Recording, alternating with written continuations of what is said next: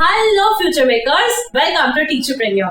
Teaching is a very rewarding yet very demanding job. I understand that since this lockdown and corona, we all have gone through our own share of ups and downs. Life has been a turmoil. Adapting to new changes in the education policy, adapting to new ways of teaching, adapting to the needs of students can sometimes be really overwhelming. And here is exactly when we forget to take care of our own selves. It's said now that if your passion doesn't include you, then it is incomplete. What do I mean by this? I mean that at times we should take a break and we should do some self-care. What is self-care? Self-care is taking care of yourself so that you can take care of others. You can never pour from an empty cup, can you? No, right? So first fill your own cup and then try and fill others' cup. So in today's video, TeacherPreneur is here to suggest you some self-care habits that you should get into so that you feel good about yourself and you bounce back in your teaching profession without feeling the nervousness of having a burnout. Are you ready to get transformed into the best version of yourself? Come, let's dive in.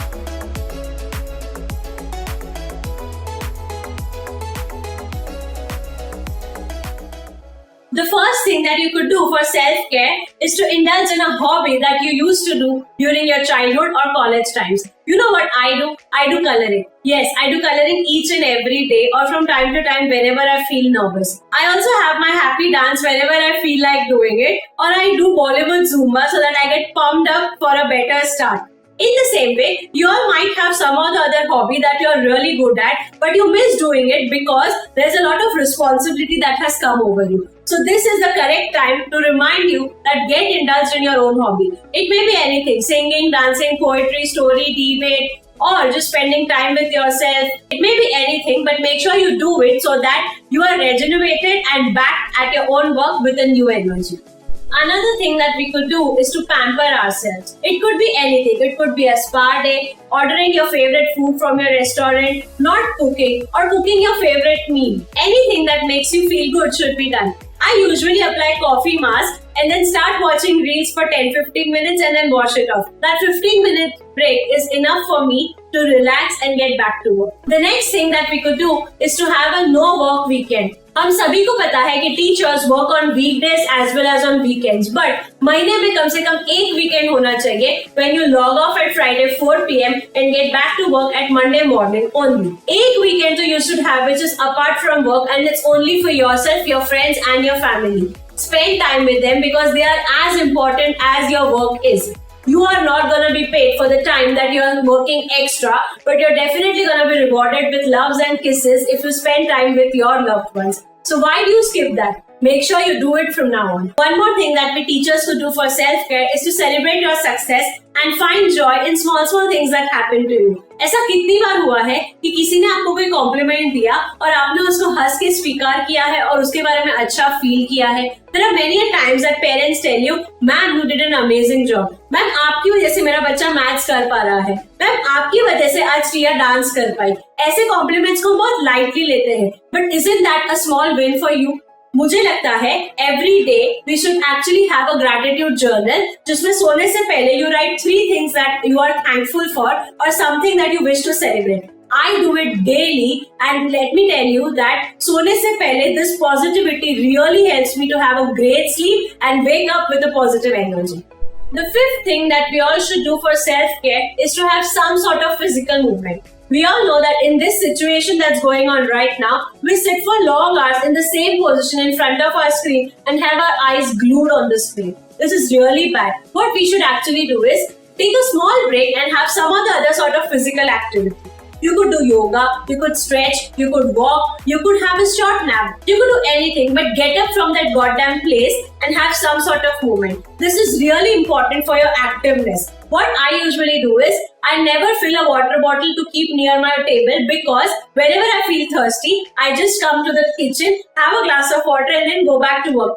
I do this because it helps me to have some sort of physical activity and quench my thirst at regular intervals. So it's a win-win situation for me. Have you tried doing this? The next thing is something that we all teachers avoid but is so dangerous for our health that we should never take a risk about it. You know what I'm talking about? It's peeing on time. What is this, Kathy? Who talks about this on social media? You know what? Nobody talks about it, but I want to talk about it. I've seen teachers do this because they have back-to-back lectures and they don't have time to go to the washroom. You know how dangerous this can be for your own health. Never do this and never risk your own health for any sort of work. Make sure you address your bodily needs and go and have a washroom check from time to time. One more thing that you should actually do is to be your own DJ. What is this? Have your own playlist of songs that you love the most. Kabhi-kabhi I have a party mood, kabhi-kabhi I have a soulful mood. But I have a playlist for each mood of mine, and whenever I feel sad and whenever I feel unusual, I just stick to one of those playlists and listen to them on full volume. 2-3 songs के बाद you definitely feel better, and when you come out of the room, some people might think you are insane, but you know in your own mind that you have become saner than before. Are you like me? Let me know. The feel-good activity is to go and talk to an old friend or talk to some other teacher friend from your same institute and bitch about something. I have included this because it feels really good. Whenever you are upset, go to someone and just talk your heart out. Tell everything that is going on in your mind and you will feel the calmness as soon as the conversation is over. Sometimes these conversations are really needed to clear your mind so that you can get back to work and work efficiently. Have you tried doing this? Let me know. Another very important thing is to learn to say no and take a stand for your own self.